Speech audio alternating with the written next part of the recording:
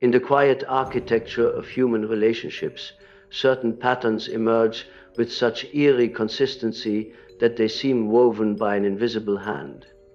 Among these patterns, one of the most perplexing is the way an empathic soul, offering nothing but sincerity and an open heart, becomes the target of inexplicable cruelty. Observed from a purely psychological distance, it appears contradictory. Yet, from the deeper vantage point of Jungian thought, it begins to reveal a structure, as though an ancient script is unfolding beneath conscious awareness. What seems like misfortune or interpersonal injustice is rarely random. It is an unfolding of unconscious forces, archetypal tensions, and unresolved shadows seeking expression through the living theater of human connection. In many such stories, the empath is not a passive figure, but an involuntary mirror reflecting the unseen terrain within the other. Long before any wound is consciously acknowledged, the empath's presence begins stirring dormant material inside those they encounter. The cruelty that follows is not born from logical judgment, but from an instinctive recoil, the psyche protecting itself from what it is not ready to face. To understand this dynamic requires stepping into the symbolic landscape. Carl Jung spent a lifetime mapping the realm where wounds become mythic shapes, where shadows gather into autonomous forces, where the heart becomes a vessel that both reveals and disturbs. Across countless narratives, a similar beginning reappears. The empath arrives carrying an energy that is often quiet, receptive, attuned to subtleties that others overlook. There is a natural capacity to hold emotional resonance, as though the individual has been shaped by a long lineage of soul contracts and ancestral imprints that attune them to suffering. This attunement is not a weakness, it is a sensitivity born from long-standing familiarity with the unseen. Because of this, the empath inadvertently becomes a vessel into which others project unlived aspects of their own psyche. The unconscious, sensing a rare opening, pushes its content toward the surface, using the empath as both trigger and mirror.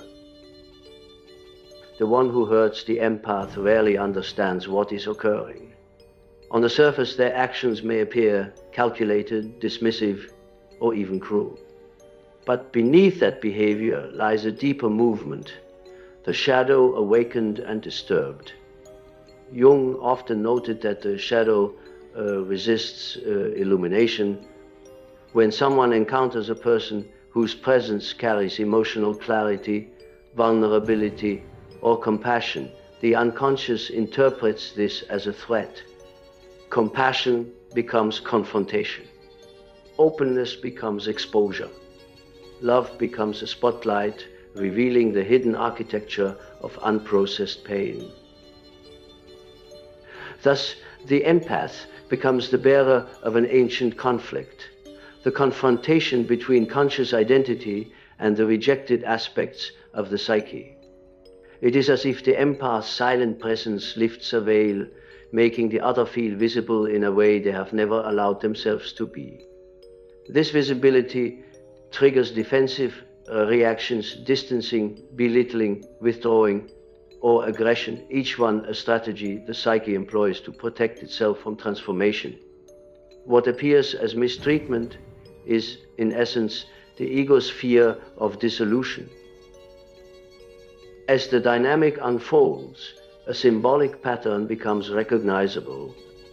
The empath enters as the archetypal healer, though not by intention. The other becomes the wounded psyche, carrying unresolved complexes that seek expression. In this ancient pattern, the empath's energy awakens dormant material, much like how a dream stirs forgotten images in the night. But not all psyches welcome awakening. Many resist, and in that resistance emerges the cruelty, the attempt to silence the mirror that reflects too clearly To an outside observer, this dynamic resembles an unspoken contract, a soul-level agreement formed long before the two individuals ever met. The empath embodies an energy the other has long suppressed. Whether through early childhood wounds, parental patterns, or inherited trauma, the other has learned to defend against vulnerability. But when the empath appears, the energy of openness interacts with these old defenses, generating friction. The psyche does not choose cruelty in a conscious sense. It erupts instinctively, like a reflex meant to protect identity from collapse. As this psychological dance deepens, the empath begins to feel a shift, a growing weight, a sense of confusion. Despite offering sincerity, gentleness, and emotional presence, the response they receive becomes increasingly cold or unpredictable. From a Jungian perspective, this shift marks the moment when the shadow projection becomes fully active. The wounded psyche starts to imprint its unlived pain onto the empath, painting them with qualities they do not possess. This projection is not personal. It is a psychological necessity for the one who carries unhealed wounds. The empath becomes the canvas upon which the unconscious paints its fears. The empath, attuned to nuances, senses the shift even before words reveal it. The emotional atmosphere thickens, as though the relationship has entered a liminal space, a threshold where unseen forces move beneath the surface. The empath may begin to question themselves, absorbing the emotional charge without realizing it is not theirs. This absorption is a hallmark of their nature, to feel the turbulence of others as though it originates from within. Yet in reality, the dynamics belong to a deeper archetypal struggle unfolding in the other person's psyche. The cruelty intensifies not because the empath is flawed, but because their presence continues to threaten the unconscious fortress built by the other. As Jung observed, the psyche protects its integrity with a remarkable ferocity. Anything that suggests the possibility of deep inner change, whether love, compassion, or emotional transparency, is often met with resistance. This resistance may take the form of emotional distancing, dismissiveness, or even attempts to invalidate the empath's perception. The empath becomes an unwelcome guide, forced into the role of catalyst without ever seeking it. Beneath all of this lies a profound paradox. The empath, who enters with no intention to transform the other, becomes the trigger for transformation. The other, who desperately needs healing but has not yet embraced it, reacts as though threatened by the very balm their soul longs for. This paradox is ancient, appearing in myths, fairy tales, and spiritual traditions across cultures. The healer is often rejected by those they unconsciously activate. Light is often resisted by those who dwell in the dim corridors of unprocessed pain. When viewed as a psychological documentary, the pattern becomes clearer. The empath is drawn into this dynamic because their energy contrasts sharply with the other's internal conflict. Their presence exposes the discrepancy between the persona and the true emotional landscape. This exposure becomes intolerable for someone unprepared to confront their inner fractures. Thus, cruelty becomes a method of control, a way to restore the illusion of stability. The empath, caught in this dynamic, may begin to feel destabilized. Their natural tendency to seek harmony becomes challenged by the unpredictable behavior of the other. Yet even in this vulnerability, the empath continues to hold a deep internal clarity. It is as though their soul recognizes the hidden architecture of the dynamic, even when their conscious mind struggles to understand it. Jung described this inner knowing as the voice of the self, the deeper center of the psyche that guides individuals through encounters that shape their evolution. In many narratives, the turning point emerges subtly. The empath begins to see the pattern not as personal failure, but as a manifestation of the other's inner chaos. This realization often arrives through intuition, dreams, or symbolic imagery, a reminder that the unconscious speaks in metaphor. A dream might reveal a figure standing in the shadows, afraid to step into the light. A fragment of memory might surface, offering context for the other's behavior. Symbols begin to align, forming a portrait of deeper psychological truth. When viewed from this symbolic distance, the cruelty that once felt personal becomes reframed. It appears less as an attack and more as the unconscious defending itself. The empath, through this perception, steps out of the role of victim and into the role of observer. This shift does not erase the emotional pain, but it grants perspective. It transforms the narrative from interpersonal conflict into archetypal tension, from personal blame into mythic pattern. The empath's journey, then, becomes one of discernment, learning to differentiate between what belongs to them and what belongs to the other. This discernment unfolds gradually, often through quiet reflection or emotional fatigue. As the empath withdraws from the dynamic to restore their energy, the psychological field changes. Without the empath's presence to mirror the shadow, the other no longer feels exposed. But the absence also reveals what the dynamic was holding in place. The empath's withdrawal becomes a catalyst of a different kind. It forces both individuals into separate paths of integration. For the empath, it is a return to clarity, a reclamation of emotional sovereignty. For the other, it is an encounter with emptiness, a space where the projections once placed on the empath dissolve, leaving the wounded psyche face to face with itself. As this process unfolds, the larger symbolic narrative becomes visible. The empath was treated badly not because their love was insufficient, but because their presence illuminated wounds the other was not ready to confront. The dynamic was never a reflection of the empath's worth, but of the shadow's resistance to transformation. This resistance, ancient and instinctive, governs much of human behavior until the individual becomes willing to journey inward.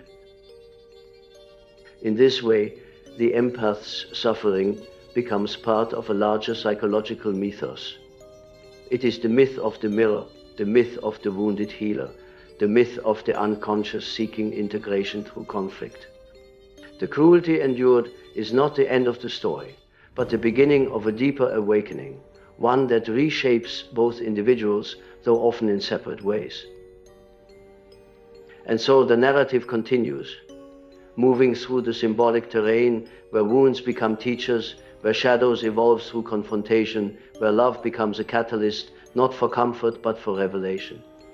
The empath's journey, when viewed from this elevated vantage point, becomes not a tragedy but a rite of passage, a movement into greater inner clarity, a shift in soul-level patterns, an encounter with the mysterious architecture of the human psyche. As the dynamic continues to unfold across the interior world of both individuals, subtle movements begin to take place in the silent chambers of their psyches. The empath, whose essence has long been shaped by attunement to emotional undercurrents, begins to feel the faint tremors of an emerging truth. The mistreatment they have endured is not an aberration, but part of a larger pattern woven into the very fabric of human consciousness. Each act of rejection, each moment of coldness, each sudden shift in the emotional climate becomes part of an archetypal sequence, one that has played out across countless relationships throughout history. Within the psyche of the one who inflicted harm, an internal conflict accelerates. The empath's presence had stirred material that had been dormant for years, perhaps for generations. Buried beneath layers of learned behavior and inherited defenses lies a reservoir of unprocessed pain. This reservoir, unseen but deeply active, functions like a forgotten subterranean river. When the empath's warmth and open-heartedness touched this hidden terrain, it caused the waters to rise. The psyche, startled by the sudden pressure, responded with resistance. And in that resistance emerged the behavior that wounded the empath. In Jungian terms, this rising material can be understood as the activation of a complex, a cluster of emotional energy, memory, and meaning that operates independently of the conscious will. Complexes are not inherently malicious. They act according to their own psychic logic, attempting to protect the individual from perceived threats. The empath, whose presence carries emotional transparency, becomes perceived as such a threat precisely because they do not play by the same unconscious rules. Their openness disrupts the complex's pattern, prompting an instinctive attempt to restore psychological equilibrium, even if through harmful means. To an outside observer, the cruelty may seem unjustified, even irrational. Yet within the symbolic architecture of the psyche, it follows a trajectory that has its own coherence. The empath does not only offer love, they offer illumination. They do not only listen, they hear the unspoken, and this capacity, seemingly gentle on the surface, can evoke profound discomfort in another who has built their identity upon avoiding the inner noise.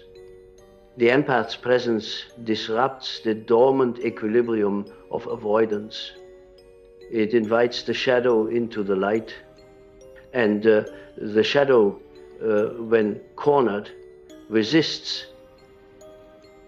As the empath steps back into solitude, whether by choice or necessity, a new atmosphere begins to form around them. The confusion that once clouded their emotional perception starts to thin. They begin to sense the boundaries between themselves and the other more clearly. Where once they felt responsible for the shifting tides of the relationship, they now start to perceive these tides as external forces, originating from the other's unconscious storms. This shift in awareness marks a quiet but profound turning point. It is the beginning of psychological individuation, the emergence of clarity through separation. At the same time, within the one who mistreated them, a different process unfolds. The absence of the empath removes the mirror that once reflected their internal chaos. What remains is a faint echo of the emotional resonance that had been stirred. The psyche, no longer distracted by projection, begins to feel the emptiness, the void left by unresolved wounds. This void is not merely emotional, it is symbolic, an archetypal emptiness that often appears when the unconscious senses the loss of a transformative catalyst. Whether or not the individual recognizes it, the absence becomes a quiet summons toward introspection. Across the emotional landscape, a subtle symmetry appears. The empath is compelled inward not by desire, but by necessity. Their withdrawal becomes a sanctuary where their psyche can reorganize its energies. The one who inflicted harm also faces a compelling inward pull, though in a different form, an encounter with the silent consequences of their projections. The cruelty that once felt justified or instinctive now leaves behind a faint residue of dissonance. Beneath the persona, a small fracture appears, hinting that the unconscious has begun its own commentary on the situation. In this narrative arc, both individuals stand at thresholds. The empath approaches the doorway of self-recognition, learning to differentiate between compassion and self-erasure. The other approaches the doorway of shadow confrontation, sensing that something has been disturbed within. These thresholds do not unfold symmetrically in time. The empath often reaches there sooner, guided by an intuitive understanding of emotional landscapes. The other may resist this threshold for months or years, depending on the strength of their defenses and the severity of their wounds. Symbolically, this period can be imagined as a crossing through the underworld, an archetype present in countless myths. The empath descends into an inner realm of re-evaluation, carrying with them the echoes of what occurred. In this underworld, false narratives dissolve, revealing the deeper structure of the dynamic. They see the shadow not as a monster, but as an energy-seeking integration. They see the cruelty not as a personal failure, but as a symptom of the other's internal fragmentation. And in this clarity, a quiet empowerment emerges. Meanwhile, the one who inflicted harm also undergoes an underworld passage, though one often entered unwillingly. Their psyche becomes restless, unsettled by the absence of the empath's stabilizing influence. Dreams may begin to carry symbolic warnings. Emotional triggers may intensify. The shadow, once projected outward, turns inward again, demanding acknowledgement. Whether the individual chooses to engage with this process or suppress it determines the shape of their future relationships. But the psychological seed has already been planted. The encounter with the empath has marked their unconscious in ways they cannot fully articulate. As time passes, the empath begins to reorganize their emotional field. They may reflect on the subtle signs they ignored, not as self-blame, but as understanding. They may revisit the moments of tenderness that were met with coldness, the attempts at connection that were dismissed, the love that was treated as burden. Each memory becomes part of a larger mosaic, a picture that reveals not rejection of the empath, but rejection of vulnerability itself. This insight deepens their understanding of human nature in a way that cannot be taught through theory alone. It is lived knowledge etched into the emotional body. In this reorganizing process, the empath also confronts their own unconscious patterns. Their attraction to the wounded is not arbitrary. It has roots in their own archetypal structure, often shaped by early relational experiences or ancestral imprints. There is a familiarity in the presence of wounded souls, a recognition that feels both magnetic and heavy. Jung referred to this as the activation of the anima, or animus, within relational encounters, the pull toward what feels symbolically meaningful, even if psychologically challenging. The empath realizes they were not only giving love, they were responding to an ancient inner calling, a deep instinct to heal, to understand, to bring light where there is darkness. This recognition becomes a moment of profound inner expansion. The empath begins to reinterpret their sensitivity not as vulnerability, but as a form of perception, a way of seeing what others overlook. Their attunement becomes a tool rather than a burden. Their heart becomes discerning rather than porous. The inner transformation does not erase their compassion, but refines it, channeling it toward relationships that honor their nature rather than exploit it. Simultaneously, the other continues to navigate their own internal aftermath. Without the empath's presence, their emotional world may feel less turbulent, but also strangely hollow. The mirror that once reflected their shadow now reflects nothing, leaving them face to face with their own emotional silence. Some individuals choose to fill this silence with distractions, new relationships, work, or avoidance. Others begin to sense a vague emptiness they cannot explain. This emptiness is the unfulfilled potential of transformation.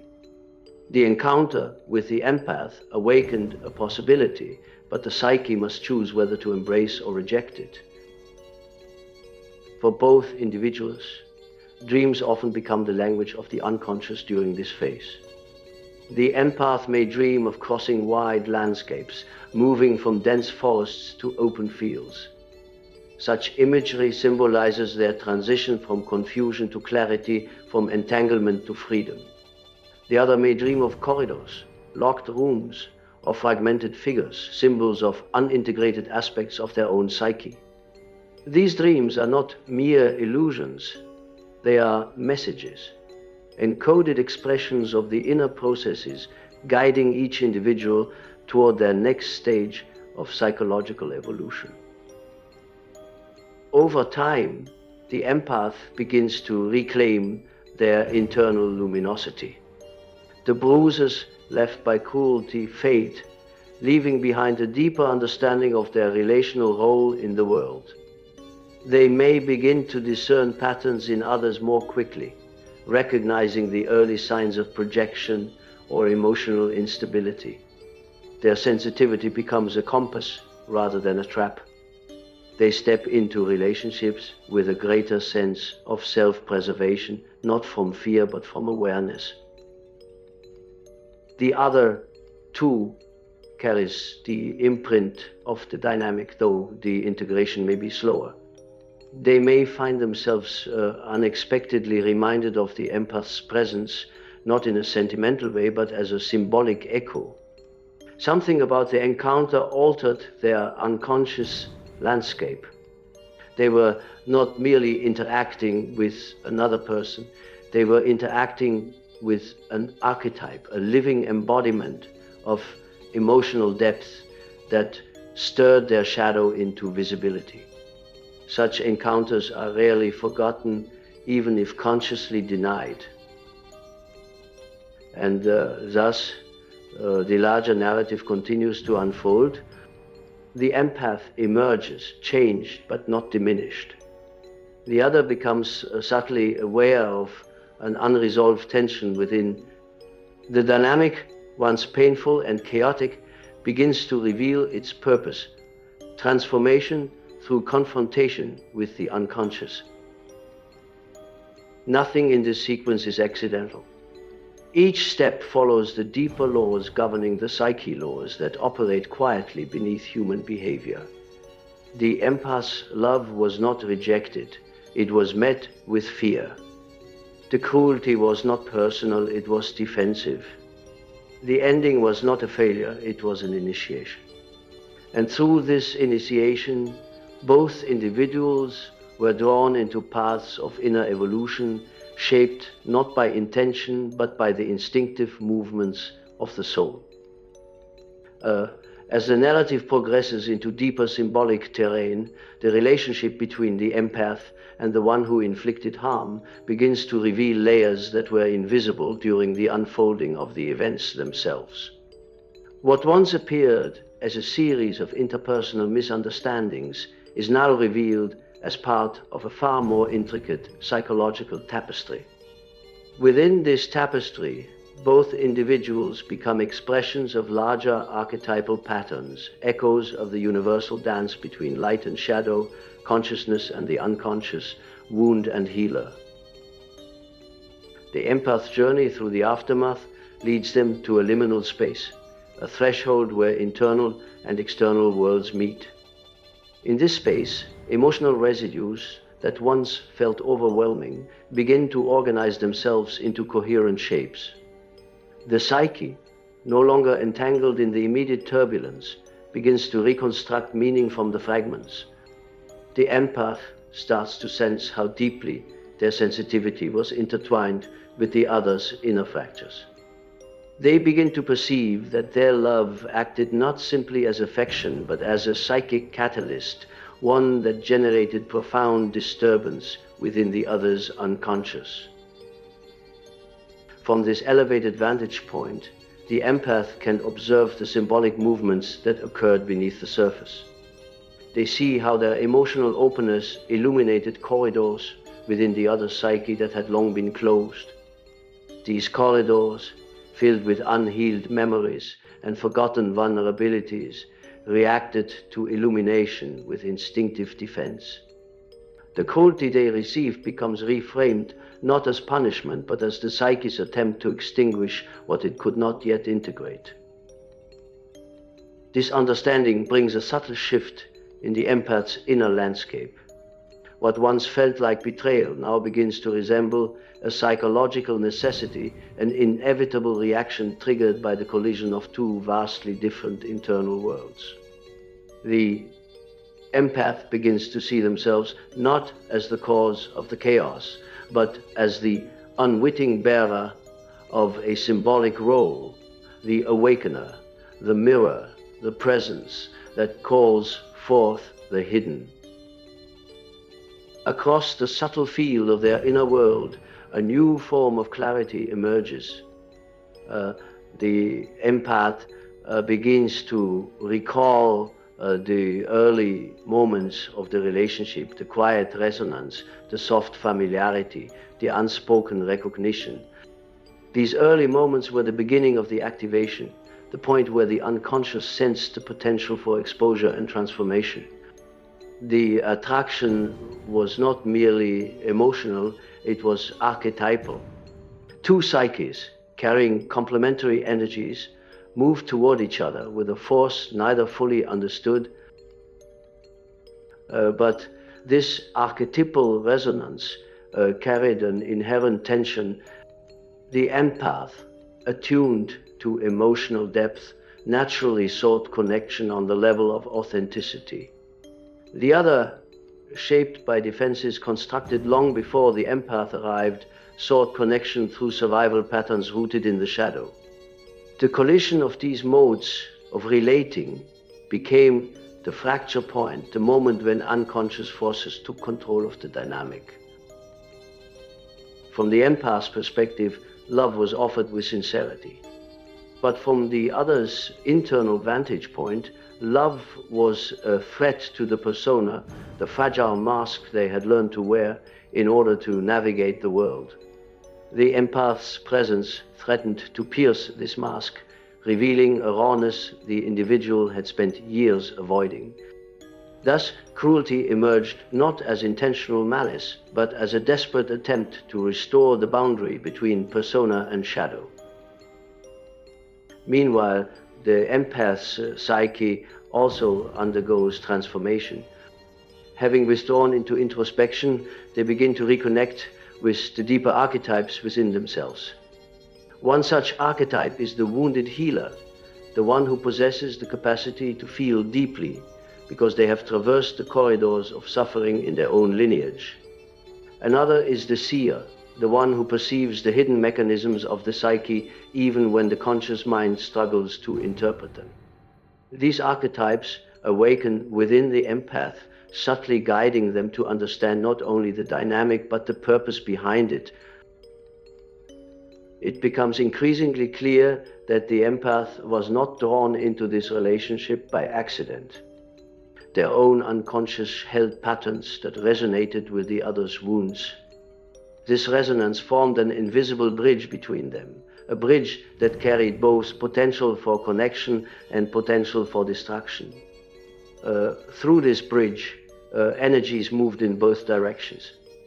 The empath offered light, the other projected shadow. The dynamic became a swirling vortex where the ancient tensions between illumination and resistance enacted themselves with remarkable precision. As the empath integrates this understanding, their emotional center stabilizes. They begin to see that the heartache they endured was part of a longer psychological rhythm, a movement toward individuation. Jung wrote that individuation often begins through suffering, through encounters that shatter illusions and force the psyche to reorganize itself. For the empath, this dynamic becomes such an initiation.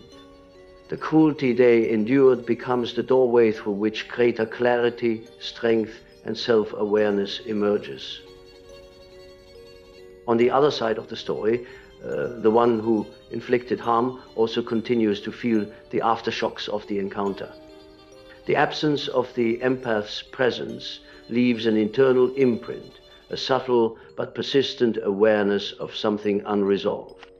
Even if they attempt to suppress this awareness, it remains active beneath the threshold of consciousness. The shadow, once projected outward onto the empath, now turns inward, demanding acknowledgement. This internal confrontation may express itself in unexpected ways: restlessness, irritability, emotional detachment, or sudden moments of introspection. The individual may not consciously understand the source of these experiences, but the unconscious always recognizes the significance of such encounters. The psyche does not forget what has been activated. It remembers the light that illuminated its forgotten chambers. It remembers the mirror that reflected its hidden truth.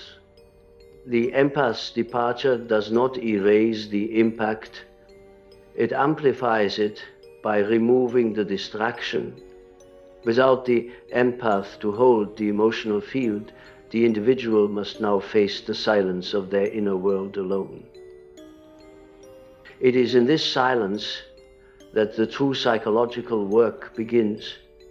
The individual may attempt to fill the space with noise, new relationships, compulsions, distractions, but none of these fully mask the echo. The echo is the shadow's whisper, the inner call toward integration. Whether the individual answers this call or ignores it determines the direction of their future.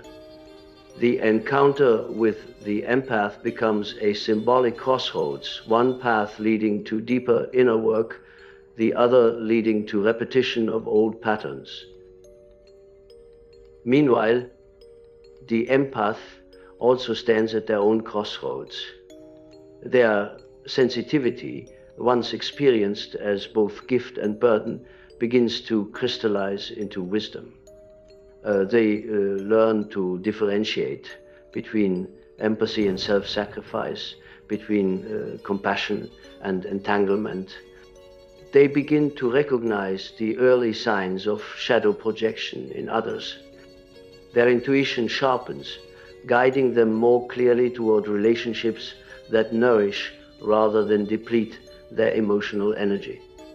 This newfound discernment becomes part of their evolving identity. In the larger symbolic sense, both individuals become participants in a mythic process. The empath becomes the bringer of illumination, the one who awakens dormant energies. The other becomes the carrier of the unintegrated shadow, the one whose journey must ultimately confront the darkness within. Their encounter becomes a collision between two psychic worlds, one longing for depth, the other resisting it. Through this collision, both psyches are altered. Both are pushed closer to the threshold of transformation, though at different times and through different paths. There is a point in many such narratives where clarity settles in like a quiet dawn. The empath no longer seeks explanation from the other because the explanation has emerged from the deeper architecture of the psyche. They understand now that the cruelty was not personal, that the rejection was not a verdict on their worth, that the dynamic was not a failure of love, but a manifestation of unconscious forces far older than either individual. This recognition becomes a form of freedom. It dissolves the emotional residue that once felt heavy and unexplainable. It opens a path towards self-realization. Likewise, though often later, the other may begin to sense the meaning of the encounter not through conscious reflection, but through subtle shifts in their inner landscape. Something within them has been stirred that cannot be ignored indefinitely. The empath's presence, though now distant, continues to function as an internal symbol, a reminder of vulnerability, of truth, of the possibility of authentic connection. And so the dynamic becomes part of a larger psychological evolution. The empath rises into clarity. The other either moves toward their own awakening or retreats further into their shadow. The relationship, though painful, becomes a catalyst for profound transformation on both sides. This is the essence of the pattern that appears again and again. A sensitive soul brings light. A wounded soul resists. The collision reveals the architecture of the unconscious. And through this revelation, both are changed. As the narrative moves toward its final layer, the full psychological and symbolic landscape becomes visible. The empath's painful encounter, long felt as a personal wound, now reveals itself as part of a much broader archetypal pattern, one that touches not only the individual, but the collective psyche. Each step of the journey, from the initial resonance to the eventual rupture, unfolds in accordance with principles that Jung observed in the deepest regions of the unconscious. What appears as interpersonal tragedy is, in truth, the shadow moving toward illumination, the psyche attempting to restore balance through disruption. In the quiet aftermath, long after the emotional storms have subsided, the empath begins to experience a new form of clarity. This clarity does not arrive through rational analysis. It emerges slowly, like dawn breaking over a still landscape. The empath feels the subtle reorganization of their inner world, a gathering of scattered energies, a soft return to the self that had once been overshadowed by the intensity of the dynamic. In this reorganization, the empath discovers that the very qualities that made them vulnerable, sensitivity, emotional openness, intuitive resonance, are also the qualities that now guide them toward deeper understanding. This understanding extends beyond personal experience. It touches the universal principles governing human connection. The empath begins to see that their presence functions as a symbolic light in the psyches of others. This light exposes both beauty and distortion. In those ready for growth, it awakens a sense of recognition. In those unprepared for inner confrontation, it triggers resistance. The empath's love is not merely an emotional offering. It is an archetypal force, one that interacts with the unconscious structures within others in ways neither party consciously controls. From this vantage point, the empath begins to reinterpret the cruelty they endured. The harsh words, the sudden withdrawal, the unpredictable emotional shifts, all of these become signs of a deeper internal struggle within the other. What once seemed like rejection now appears as a defensive maneuver, a way for the psyche to protect itself from dissolution. The empath was not cast aside because their love was insufficient, but because their love carried too much symbolic weight. It touched realms the other was not prepared to explore. This realization brings a quiet liberation. The empath no longer feels tethered to the emotional aftermath of the dynamic. They begin to reclaim their own energy, their own sense of direction, their own inner truth. The heart that once felt bruised begins to expand again, not toward the same person, but toward life itself. The empath now understands that their depth is not a flaw, but a calling, an invitation to move through the world with a new kind of awareness. On the other side of the narrative, the one who inflicted harm continues to navigate the slow pathways of their own unconscious. The absence of the empath's stabilizing presence reveals fissures that were once concealed. These fissures take many forms: a sudden sense of emptiness, an inexplicable longing, a subtle discomfort that arises in moments of solitude. The psyche, deprived of the external mirror, begins to turn inward, confronting the shadows it once projected. At first, these confrontations may manifest as denial.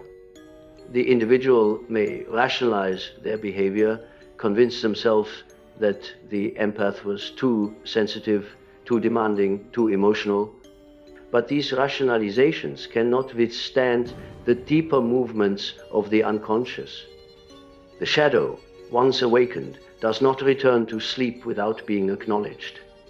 Dreams may begin to surface with symbolic intensity, images of loss, pursuit, unfinished conversations, or abandoned rooms. The unconscious pushes forward its symbols, insisting that the individual engage with what was previously ignored. Over time, this internal pressure creates a crack in the persona. The individual begins to sense that their reaction to the empath was not merely interpersonal, but psychological. They begin to feel a faint awareness that something within them resisted not the empath, but the vulnerability the empath's presence evoked. This awareness may spark a period of reflection, perhaps brief, perhaps extended. And even if the individual chooses not to act on this insight, the seed has been planted. The dynamic with the empath becomes an inner milestone, a point of symbolic significance in their psychological evolution. From the perspective of the larger narrative, both individuals have now stepped onto different paths of individuation. The empath moves toward deeper self-understanding, guided by insight gained through suffering. They begin to strengthen their ability to discern emotional resonance without becoming entangled. Their intuitive faculty, once overwhelmed by the chaos of the dynamic, becomes refined. Their heart, though bruised, becomes wiser. And this wisdom marks the beginning of a new kind of relational experience, one grounded not in unconscious resonance, but in conscious choice. For the other, the path is more uncertain. The shadow's awakening demands attention, but whether that attention is granted depends on the individual's willingness to confront discomfort. Some may choose to embark on inner work, exploring their wounds with sincerity. Others may choose to repeat old patterns, seeking relationships that allow them to maintain their defenses. Yet, regardless of the path chosen, the encounter with the empath has altered the internal landscape. The psyche has been marked by the symbolic presence of a transformative force. The memory persists, not as sentiment, but as psychic imprint. At this stage in the story, a subtle truth emerges. The dynamic between the empath and the wounded soul was never merely about the two individuals involved. It was a meeting between archetypes, between ancient patterns embedded in the human condition. The empath represented illumination, authenticity, emotional resonance.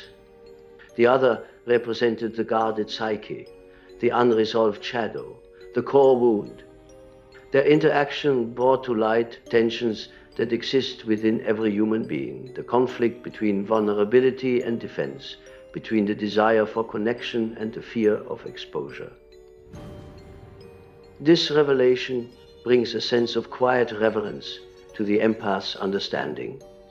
The narrative they lived was not a personal failing, but an enactment of collective psychological forces. The suffering they experience becomes part of a larger mythic structure, one that spans cultures, eras, and the deepest layers of the human soul. In the final movement of this narrative, the empath begins to integrate the lessons gained. They no longer carry the weight of confusion. They no longer question the sincerity of their love or the legitimacy of their perception. Instead, they carry an expanded inner vision. This vision allows them to step into the world with a new sense of self-possession. They recognize that their sensitivity is a rare instrument, one that must be tuned carefully, directed consciously, and protected wisely. This integration also brings a recognition of boundaries. The empath now understands that their role is not to heal every wounded soul they encounter. Love may awaken, but healing belongs to the one who carries the wound. The empath's task is not to reshape themselves to fit the fractured landscape of another's psyche, but to remain aligned with their own inner truth. Their presence will continue to illuminate. But illumination is not synonymous with sacrifice. In this realization, the empath rises into a new symbolic position. They become not the wounded healer, but the conscious observer of the psyche's movements. Their relationship with love shifts from instinctive offering to discerning expression. They learn to recognize when their light is welcome and when it provokes resistance. They learn to sense when the shadow has turned toward them, not because of who they are, but because of what they reveal. And in this awareness, they step out of old patterns of entanglement and into a future shaped by clarity. The other two carries the possibility of transformation. Whether the opportunity is seized or ignored remains uncertain. But the encounter has altered their internal structure in ways they may not fully comprehend. They have witnessed a reflection of themselves they were not prepared for. They have felt the pressure of vulnerability they long suppressed, and though they may not articulate it, the memory of the empath becomes a quiet presence in their psyche, one that challenges old narratives and invites deeper exploration. Thus, the story reaches its conclusion, not with reunion or reconciliation, but with evolution. The empath emerges wiser, clearer, more grounded in their inner truth. The other stands at the crossroads of their own potential awakening. The dynamic dissolves, but its symbolic imprint remains. In the vast architecture of the human psyche, encounters such as this serve a profound purpose. They reveal the hidden mechanisms of the shadow. They awaken the dormant forces of the unconscious. They offer a passage into clarity, even when the journey begins in pain. And through this passage, both individuals are drawn closer to the deeper dimensions of themselves, shaped not by intention, but by the timeless rhythm of psychological and spiritual transformation. This is why the empath was treated so badly, even when they gave nothing but love. Not because they were unworthy of love, but because their presence awakened forces the other was not ready to face. Not because the relationship was doomed, but because the unconscious demanded revelation. Not because the empath failed, but because the encounter fulfilled its symbolic purpose. In the end, the empath rises not despite the pain, but through it. And the psyche, in all its mysterious architecture, continues its quiet work of shaping human souls through encounters that illuminate even the darkest corners of the inner world.